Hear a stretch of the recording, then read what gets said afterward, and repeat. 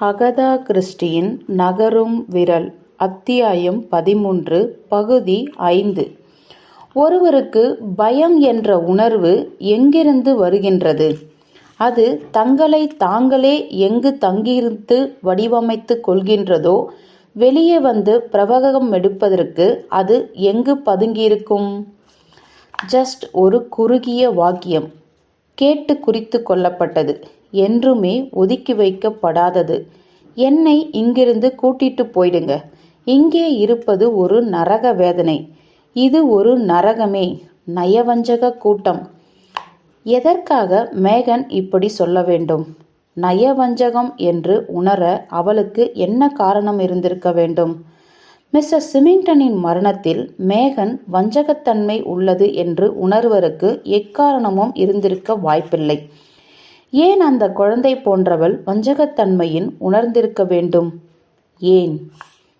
ஏன் ஒருவேளை அம்மரணத்திற்கு ஏதோ ஒரு வகையில் இவள்தான் பொறுப்பு என்று மேகன் உணர்ந்ததாலா? மேகனா? சாத்தியமே இல்லை. அந்த மொட்டை கடுதாசிகளுடன் எவ்வகையிலும் மேகன் பிணைந்திருக்க முடியாது. அந்த போலி உருப்படாத கடிதங்கள் வடக்கு பகுதியில் இருக்கும்போது ஓவனுக்கு மொட்டை கடுதாசிகள் பற்றி கேஸ் ஒன்று பரிச்சயமாகி உள்ளது. ஒரு பள்ளிக்கூட பெண். இன்ஸ்பெக்டர் கிரேவ்ஸ் என்ன சொன்னார்? வளரும் இளம் பருவத்தினரின் சிந்தனைகளை பற்றி என்னவோ. அடோல்சன்ட் மைண்ட்.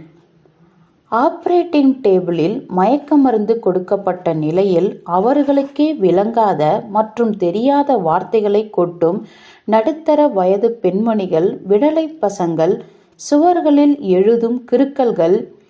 நோ, மேகன் அல்ல. பரம்பரை வியாதி, இரத்த வழி பரவும் நோய், நாம் அறியாமலேயே வழி வழியாய் இறங்கும் ஓர் அசாதாரணம். இவள் தவறாயில்லாமல் இவளது துரதிர்ஷ்டமாக முன்னோர்களிடமிருந்து இறக்கி விடப்பட்டுள்ள மரபணு குழப்பம். உங்களுக்கு ஏற்ற மாதிரியான மனைவி கிடையாது. நான் விரும்பப்படுவதை விட வெறுக்கப்பட வேண்டியவள். ஓ, என் மேகன், என் அன்பே, அப்படி கிடையாது. எதுவாக இருந்தாலும் பரவாயில்ல. உன்னை வெறுப்பது கிடையாது. அந்த கிழவி வேற உனக்கு பின்னால. அவள் உன்னை சந்தேகப்படுகிறாள். உனக்கு தைரியம் அசாத்தியம் என்கிறாள் அவள்.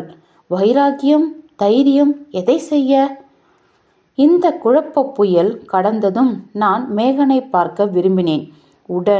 உடனடியாக 9:30 மணிக்கு வீட்டிலிருந்து கிளம்பிய நான் டவுன் வழியாய் சிமிங்டன் அகம் போனேன். அந்த சமயத்தில்தான் முழுக்கவும் புதிதான ஓர் எண்ணம் எனக்குள் உதித்தது.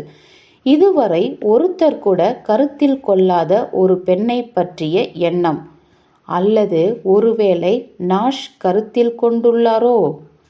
நிச்சயமாய் சாத்தியமற்றது, சம்பந்தமே இல்லாததை போன்றது. நிச்சயம் கிடையாது என்று என்னையே கூட சொல்ல வைக்கும் ஓர் எண்ணம்.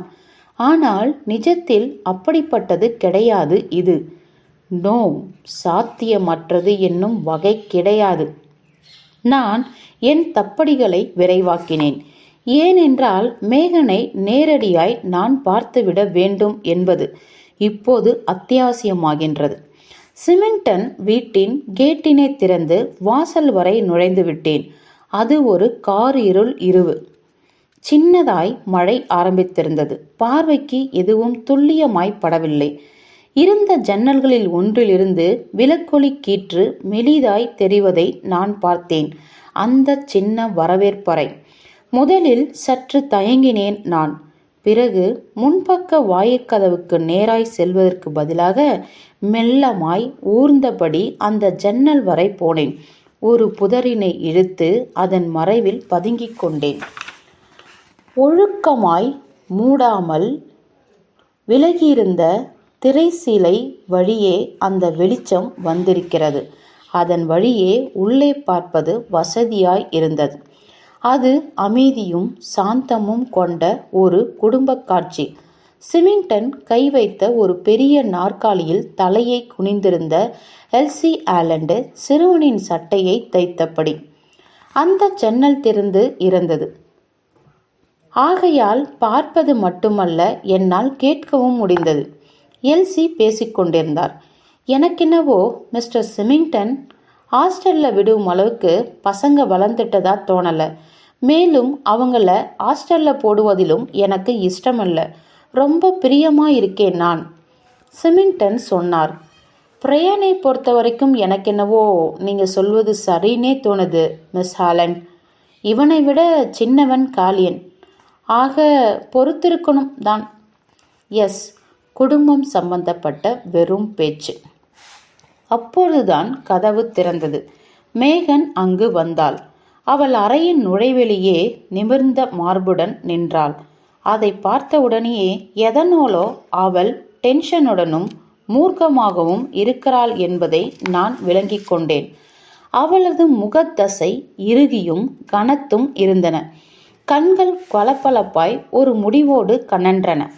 இந்த இரவில் நான் பார்த்த மேகனிடம் குழந்தைத்தனமோ சிறுமித்தனமோ கிஞ்சித்தும் கிடையாது.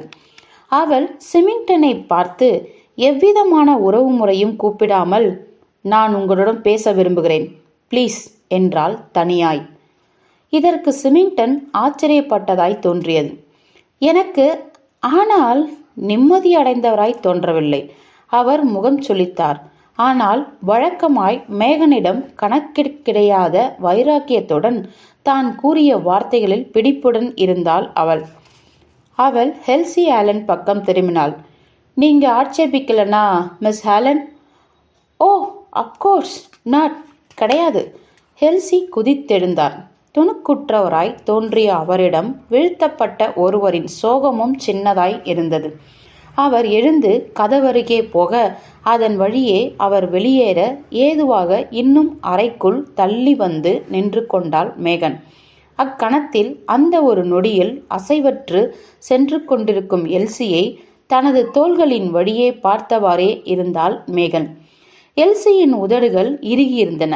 சிலையாய் தோன்றினார். ஒரு கையில் நூற்கண்டு சகிதமும் மறு கையில் கதவினை தள்ளும்படியும் இருந்த அவரின் பிரமாத அழகினை நான் மூச்சு முட்ட கவனித்தேன். அக்காலத்து கிரேக்க ஓவியங்களில் கிடைக்கப்பெறும் அப்பழுக்கற்ற அழகு தேவதையின் அத்தனை அம்சங்களும் பெற்றிருந்தார் அப்பொழுது அவர். பிறகு கதவினை தள்ளி மூடிவிட்டு வெளியேறினார். சிமிங்டன் கடுப்பாய் பேசினார். வெல் மேகன், என்னது இது? என்ன வேணும் உனக்கு? இப்பொழுது மேகன் அவருடைய டேபிள் நுனி வரை வந்திருந்தாள். அங்கு அப்படியே சிமிங்டனை கீழ் நோக்கி பார்த்தபடி நின்று கொண்டிருந்தாள் அவள். அவளது முகத்தில் தெரிந்த துணிவும் தீர்மானமும் எனக்கு புதிதவை, என்னை நேருக்கு நேராய் அறைந்தவை. மேகனின் பாறையின் கடுமை போன்ற அந்த வைராகியம் எனக்கு புதிது. பிறகு அவள் இதழ்கள் திறந்தாள். இப்பொழுது அவள் சொன்னவை என்னை அடிவரை உலுக்கின. எனக்கு கொஞ்சம் பணம் வேணும். இக்கோரிக்கை சிமிங்டனின் மனநிலையை அப்படியொன்றும் மேம்படுத்திவிடவில்லை. அவர் கராராய் சொன்னார். இதுக்கு நீ காலை வரை பொறுத்திருக்க கூடாதா? எதுக்காக உனக்கு பணம் வேணும்? போதலையா? அற்புதமான மனிதன் என்றெண்ணினேன் நான். அப்பொழுதும் கூட உணர்ச்சி வசப்படாமல் உரையாடலுக்கு சம்மதிக்கின்றாரே. மேகன் சொன்னாள். எனக்கு நிறைய பணம் வேணும். சிமிங்டன் தனது நாற்காலியில் நிமிர்ந்து உட்கார்ந்து கொண்டார். அவர் சொன்னார். நீ இன்னும் சில மாதங்கள்ல மேஜராகிடுவ.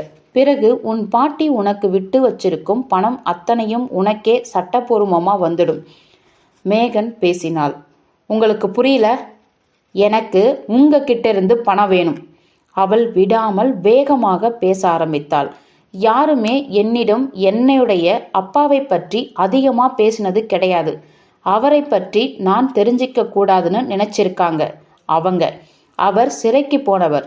எப்போதும் அது எதுக்காகன்னு எனக்கு தெரியாது. அது பிளாக்மெயிலுக்காக. அவள் சற்று தாமதித்து நிறுத்தினாள். வெல், அவரோட பொண்ணு. சொல்லப்போனால் அவரை போலவே வந்திருப்பவன் நான். எப்படியோ போகட்டும். நான் உங்ககிட்ட இப்போ பணம் கேட்கிறேன். ஏன்னா ஒருவேளை நீங்க தர மறுத்தால்.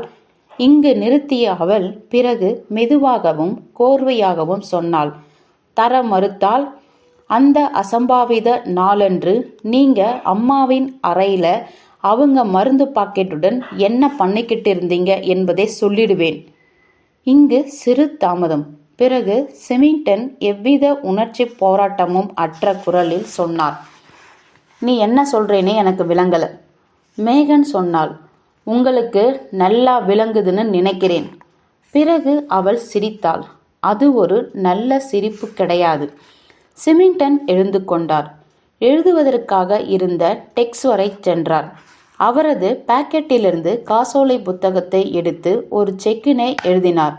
அதனை கொண்டு வந்து மேகனிடம் தந்தார். இப்ப நீ ஒரு வளர்ந்த பொண்ணு என்றார். நீ ஸ்பெஷலா உடைகளோ அல்லது அப்படி ஏதாவது ஜாமான்களோ வாங்க நினைக்கலாம். நீ எதை பற்றி இப்ப பேசினேன்னு எனக்கு தெரியாது. அதுல நான் கவனமும் பதிக்கல. ஆனா இதோ செக். மேகன் அதனை பார்த்துவிட்டு சொன்னாள். தேங்க்யூ, இப்போதைக்கு இது போதும். அவள் திரும்பினாள். அறையை விட்டு வெளியேறினாள். சிமிங்டன் அவளையும் மூடப்பட்ட கதவையும் முறைத்து படியிருந்தார். பிறகு அவர் திரும்பினார். அவரது முகத்தை பார்த்ததும் நான் முன்னோக்கி ஒரு துரிதமான மற்றும் கட்டுப்படுத்த முடியாத நகர்தலை செய்தேன். சூப்பரிண்டென்டன்ட் நாஷின் கரங்கள் என்னை இறுக பிடித்ததால் என்னிடம் நேர்ந்த கட்டுப்பாடிழந்த தடுமாற்றம் இது. அவரது குரல் என் காதுகளுக்குள் ஓசையின்றி சொல்லியது. அமைதி பார்டன், ப்ளீஸ், மூச். பிறகு மிகவும் ஜாக்கிரதையாய் அவர் அங்கிருந்து அங்குலம் அங்குலமாய் வெளியேறினார். ஒரு கையில் என்னை இறுக பிடித்து கொண்டு வீட்டை சுற்றி கொண்டு வந்ததும் தன்னையும் தனது உடைகளையும் நேர் செய்து கொண்டார் அவர். அப்கோர்ஸ் என்ற அவர், இப்படிப்பட்ட ஒரு முக்கிய கட்டத்தில் நீங்க மூக்க நுழைச்சது தானே ஆகணும் என்றார். அந்த பொண்ணுக்கு பாதுகாப்பு இல்லை என்றேன் நான் அவசரமாய். அவருடைய முகத்தை கவனிச்சிங்கல்ல. இங்கிருந்து அவளை நாம உடனே வெளியே கொண்டு போயிடணும். நாஷ் என் கரத்தினை நகர முடியாத அளவுக்கு இறுக்கி தன்னகப்படுத்தி கொண்டார். இப்ப பாருங்க மிஸ்டர் பார்டன், நான் சொல்வதை மட்டும் நீங்க கவனிக்கணும்.